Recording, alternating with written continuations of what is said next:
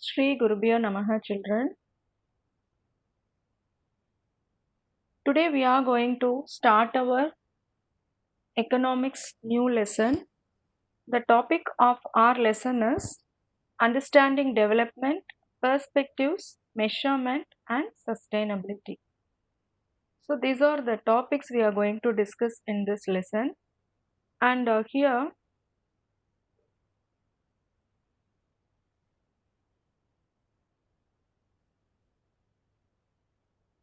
you can see the learning objectives of this lesson. So we are going to know about what is the meaning of the word development from different angles, and the indicators of economic development we are going to discuss, meaning of economic development and policies for sustainable development. So about each and every topic we are going to discuss in detail. So first, what is meant by development? And usually the word development, it is used to define our growth or define our progress. How when a country is called a developed country means there are certain criteria for that, isn't it? We have to develop in our education, and we have to develop in our health facilities, and we have to develop in our all sectors, then only our economic level will be increased. So in the same way, if you take a human being, we also have some criteria, then only we will be considered as a developed person. We should develop our education qualification, and we should develop our behavior, and through experience we can develop ourselves, isn't it? Okay. Now the word development, it is used to refer to the progress of a particular field or a particular person. So development maybe speak about a different particular field or a person.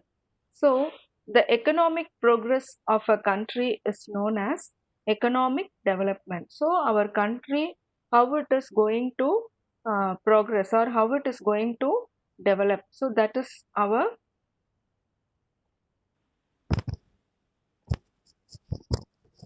okay. The economic progress of a country is called its economic development. The interpretation of the concept development keeps on changing from time to time. So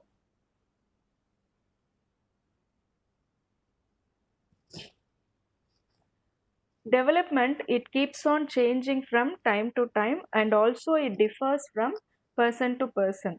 In certain time, if a person attains particular for example, if you take education in before 20 years and all, if we completed degree itself, we will be considered as a developed person. But the things are not like that. Today we have to develop ourselves daily. So the development is totally changed when we compare the present period and our previous period. So it keeps on changing from one period to another period, and also from one person to another person.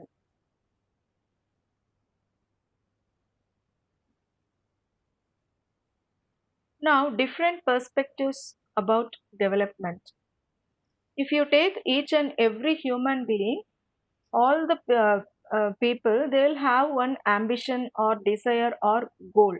So for that purpose only we will be moving, isn't it? For example, as a student, your goal will be different. You may want to become a scientist or a doctor or an engineer or a chartered accountant, like that. So from now itself you will be starting towards that, isn't it? Now you are in ninth standard. From today at least, now itself you should start to develop yourself. Then only at that stage you can become and you can achieve your goal. So each and every being, human being, has an ambition or desire, and we want to achieve something in our life. In the same way, each and every country is also have some goals to attain, isn't it? Each and every country, they want to become a developed country, and they wanted to develop the country in various sectors. Okay, if our thinking turns towards progress and about the ways to achieve the many goals for progress, it leads to development. So, first step, what we have to do as an individual, we have to think what are the plans we are having and how we are going to implement it, and what are the goals for that progress, and this only leads to development. So, if you want to become a scientist, now itself you should start researching something, isn't it? So you should show interest in that. You can learn some books related to your research like that, isn't it? So it shows that you are going to develop. In this flow chart, we can see different types of development.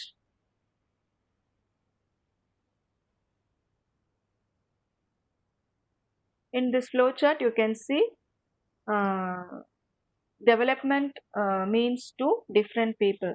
So here it shows that improvement. Improvement means definitely we should improvise ourselves. For example, if you want to become a scientist, today how you are, tomorrow what thing you have newly learned. So learning should be the continuous process, isn't it? Whatever may be your goal, but for that you should learn something daily. And growing process is a needed direction. You have to follow certain steps to improvise yourself and way of moving forward. You have to daily you should ahead of one step, not doing same mistake twice. While learning you may do some mistakes, but you should not repeat that, and you should avoid that. And it should be your part of daily life. Daily you should uh, plan some time, you should allot some time for that. And advance, when you compare to when you compare to others, you should be advance in learning. Grows within. So growing, no one can come and say, I can't say, or your parents can't say you have to do this, you have to do that. So you yourself should have that ambition. Never ending process. For example, education, it is a never ending process. In the same way, development also never ends. Bettering yourself, you should find out what you are lagging, and you should improve yourself. Freedom to grow, no one is going to stop your development, isn't it? So you are free to improve yourself. And progress, so what you are going to achieve, what you are going to, how you are going to achieve. So in this flow chart we discussed the different developments.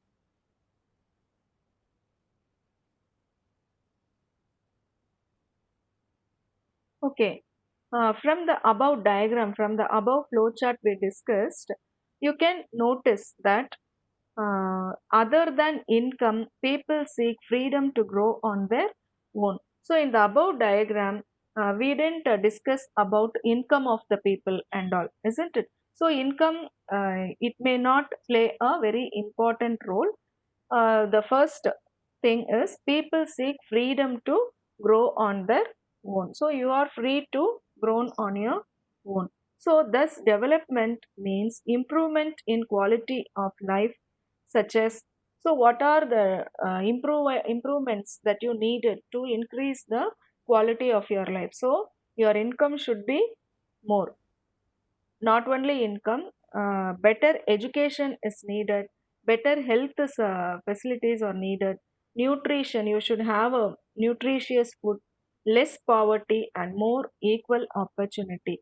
So the people, the number of people, those who, if you take a country, its development, indicator of the development is the number of people under the poverty line should be less, and at certain stage no people should be under the poverty line, isn't it? So this indicates the country's development, and equal opportunity should be given to all.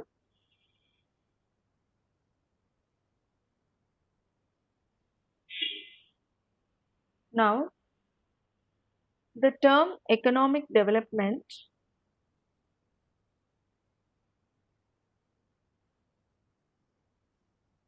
Okay, here the term economic development, it refers to the overall growth of all sectors of the economy. So, for example, if you take a country, each and every country definitely it is divided into various sectors. That is primary sector, secondary sector, and tertiary sector. So here, economic development refers to there should be growth in all the sectors of the economy. So how they can develop means they have to adopt new technologies. So initially, economic development improves the living standards of the people as well as the status of the country. So, if the standard of living of the people, those who are residing in that particular country is developed, so automatically the status of the country will also improve. Now, our next topic is indicators of economic development.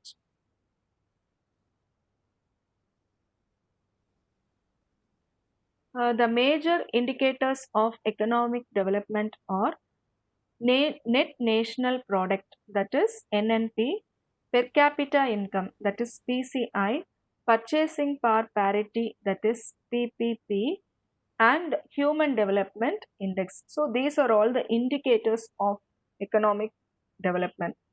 So we are going to discuss in detail about each topic in our next paragraph. And what is meant by this indicator? For example, if you are studying in 10th standard, okay, so you would have scored certain percentage in quarterly and half-yearly and other revision exams and all.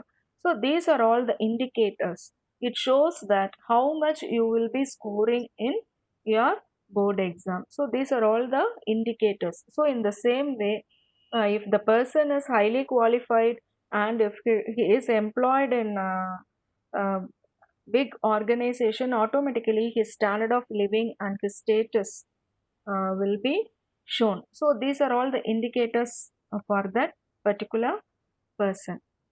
Okay. So in the same way, to calculate the economic development of our country, certain indicators are there. Now, first one we are going to discuss about net national product. What is the topic? Net national product.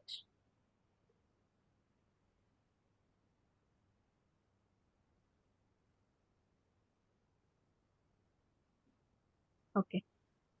The net national product is considered as the true measure of national output. So this NNP, it is the true value of our country's output, and the other name is national income. National income is nothing but the total value of the goods and services produced in a country in a particular period. It may be 1 year. Okay. A rise in per capita income means an increase in aggregate real output. What is meant by per capita income? So, the total income of all the human beings, those who are in our country, it is called per capita income. And this shows that if per capita income increases, automatically we can know that most of the people are in better conditions. So, it is considered as the real output, and this is a better indicator for measuring the national income.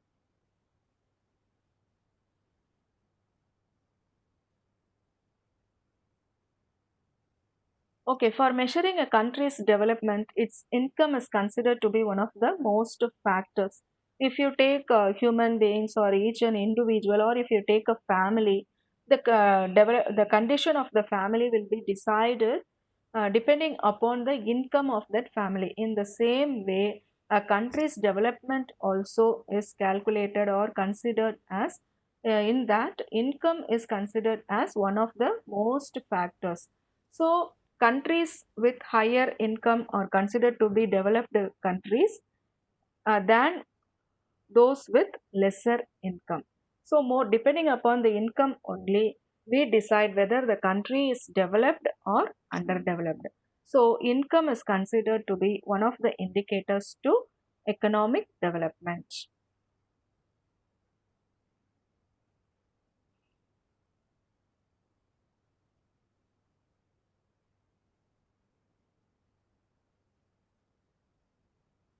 Okay, our next topic is per capita income.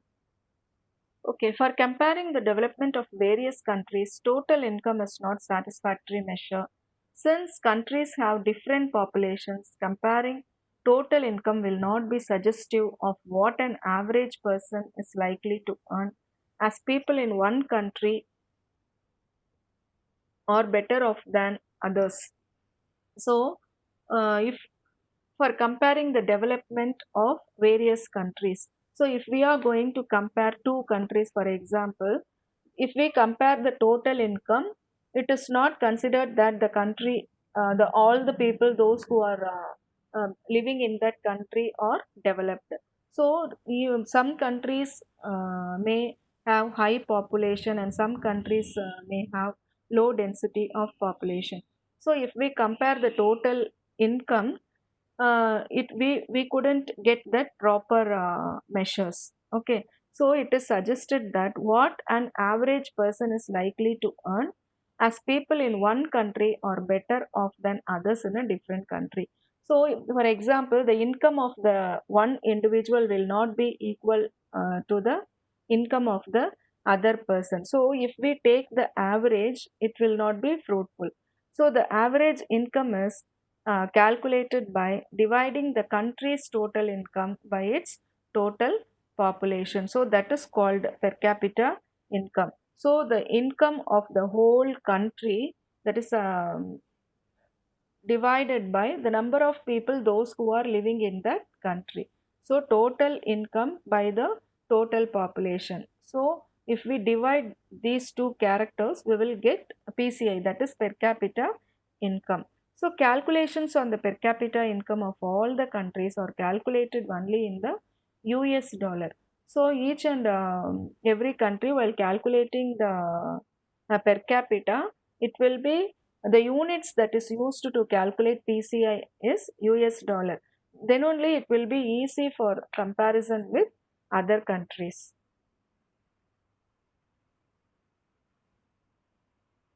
Okay, here they have given, they have divide the income into three: low income, lower middle income, and upper income, upper middle income.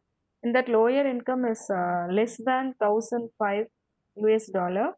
Lower middle income is 1006 to $3,955.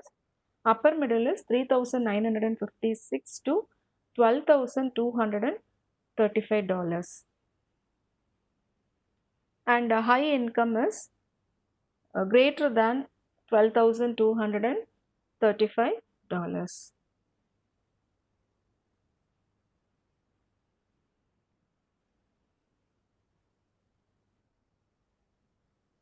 So, purchasing power parity is nothing but measurement of prices in different countries. So, in here it is given as number of units of a country's currency that is required to buy the goods and services in that internal market. So, as $1, so how much you can purchase in US. So that is called purchasing power parity. Our next topic is human development. So, human resource is necessary for each and every country's development, isn't it? So, depending upon the human resources, only the country can develop its various sectors. So, it is necessary for the progress of each and every country. So, the term human resources refers to the abilities, the capacities of the people, and their capacities and abilities can be utilized in the production sector. Human resource development means the development of persons' physical and mental abilities. So, if you take human beings, we have to develop in both ways, physically as well as mentally. So, how we will be developed physically and mentally means through education, we can develop mentally, and through healthcare we can develop physically. So investment in education and health of the people will produce good results in the future for a country. So if the country is going to take care of the people, citizens of that particular country, definitely that country is will give high rate of returns in the future for a country. So here one they have given one example. If a child is invested with good education and health, he or she may turn to be very productive in future in the form of higher earnings and greater contribution to the society. So if a child is educated with good education and good health and good nutritious food, definitely in future it is going to uh, help not only his family and his earnings or his development skills, it is going to help the development of a particular country.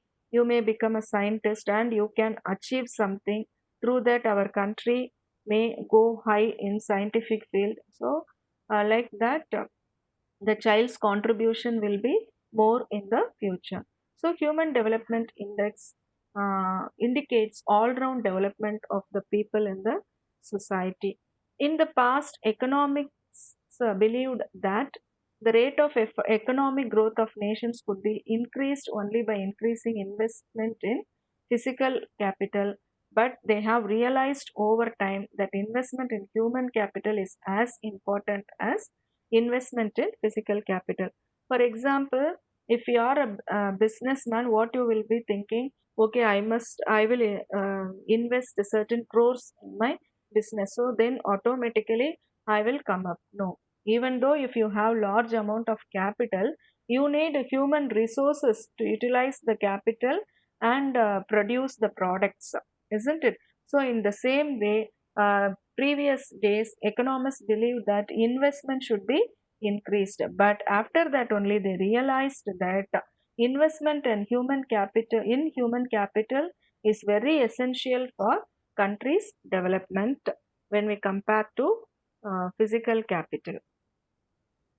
And here they have given one small picture for you what is meant by human development index and life expectancy at birth, average education level and standard of living. We will be discussing about this tomorrow in our next class. Thank you, children.